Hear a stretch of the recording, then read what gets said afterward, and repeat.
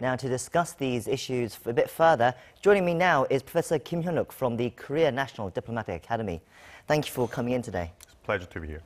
So we've just seen Secretary of State Mike Pompeo at a Senate committee hearing revealing that North Korea is still producing nuclear fissile material.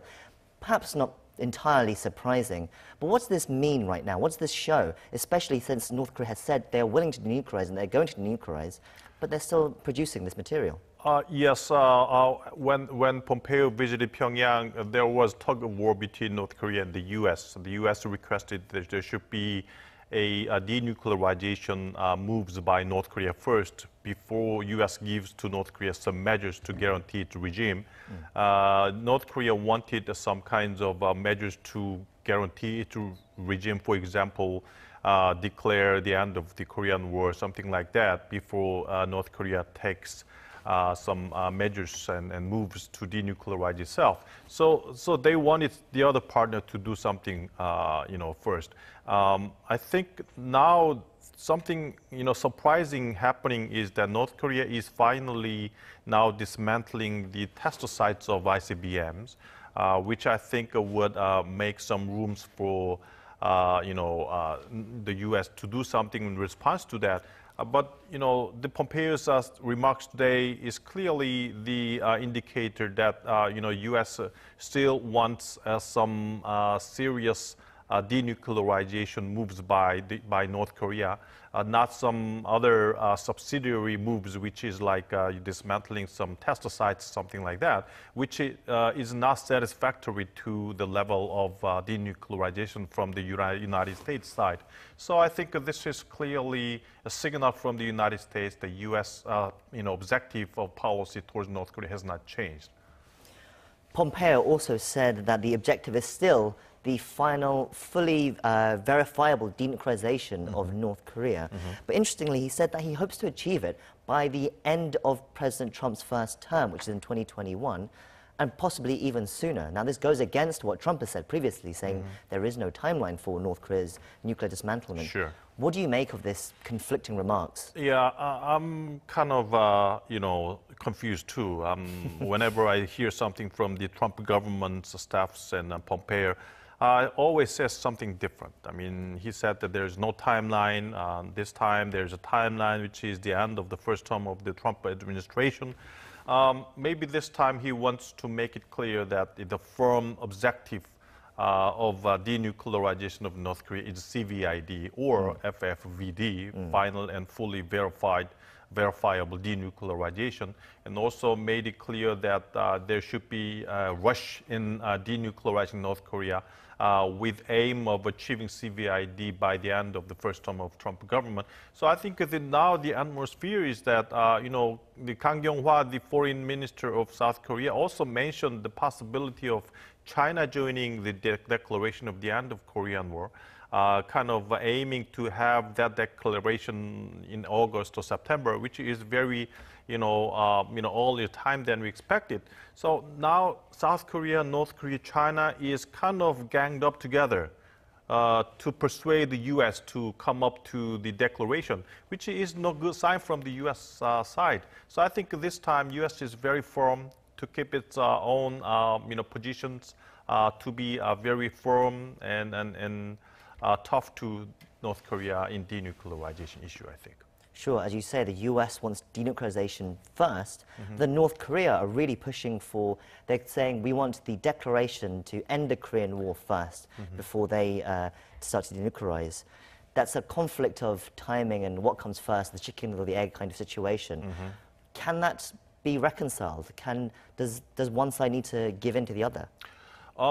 It all depends upon what the U.S. Response is, what the U.S. attitude is.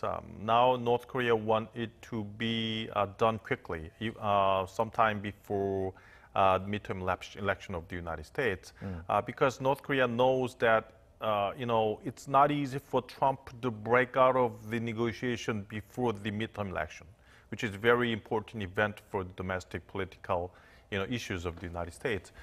So North Korea wants to get as much as possible from the United States, some kinds of measures of regime guarantees or possibly lifting sanctions from the United States But the U.S. thinks that, I mean, U.S. also wants to get something from the North Korea, very serious denuclearization moves by North Korea before the midterm elections, because all these kinds of would be significant outcome that would boost the popularity of the Trump domestically.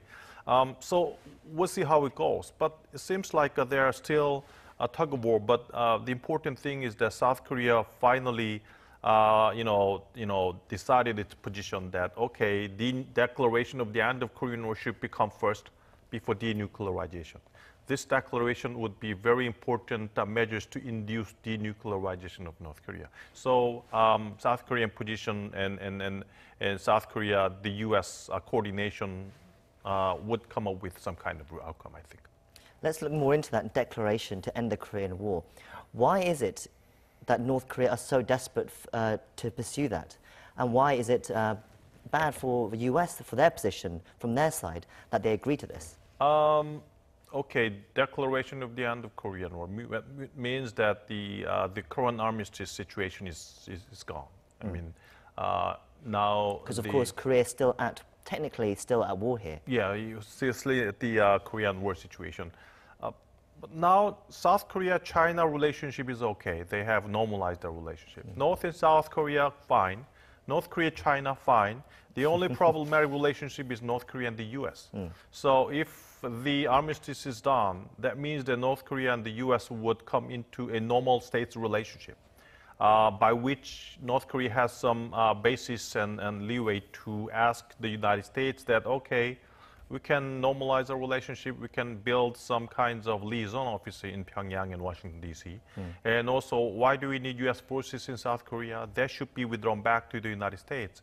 And also by removing this armistice situations, declaring the end of the Korean War, the U.S. loses its basis to use its military option to North Korea, which has been some options last year when North Korea was developing a lot of weapon systems.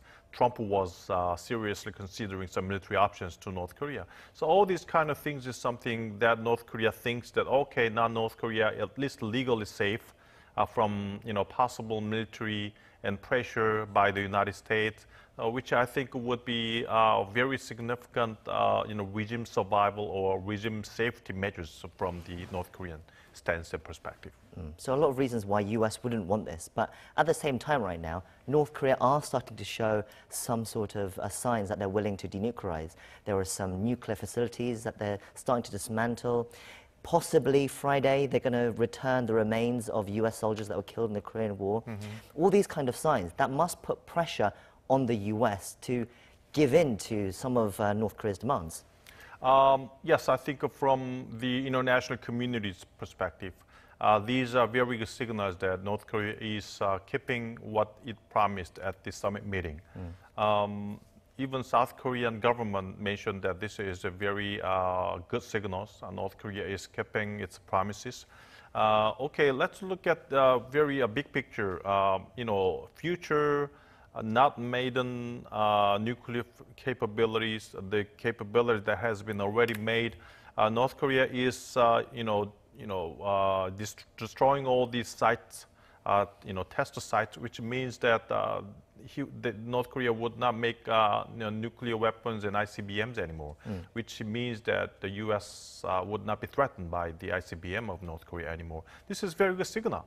But the U.S. wants is that, okay, just let's begin denuclearizing and dismantling processes of what you have already, what North Korea have already. That's something that is focus of the U.S. policy towards North Korea. So, so far the U.S. is very firm. Its purpose and objective is CVID.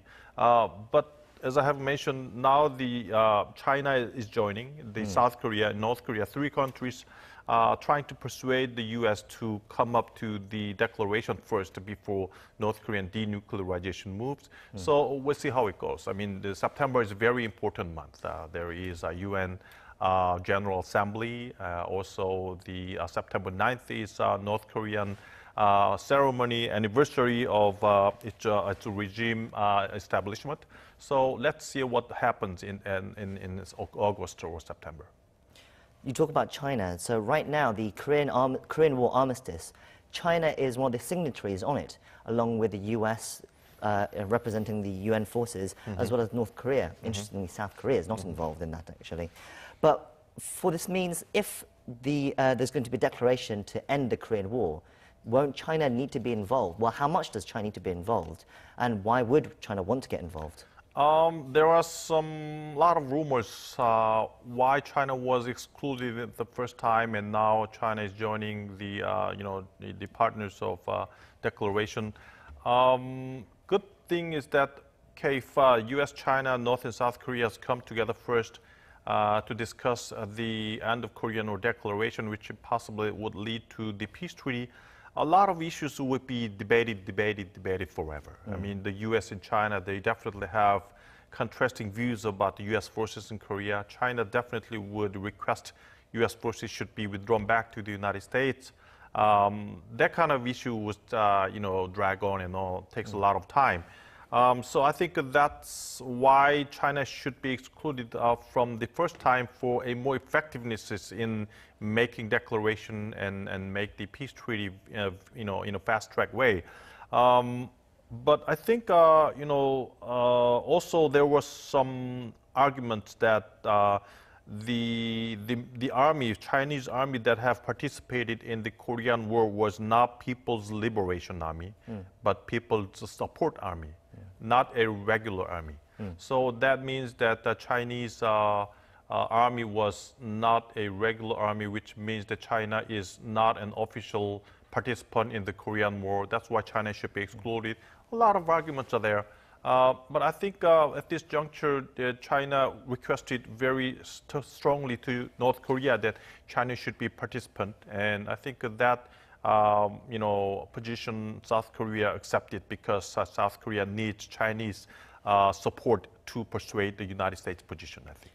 And South Korea as well, very briefly before we go, where does South Korea fit in all this? Because South Korea was not one of the signatories of the original armistice.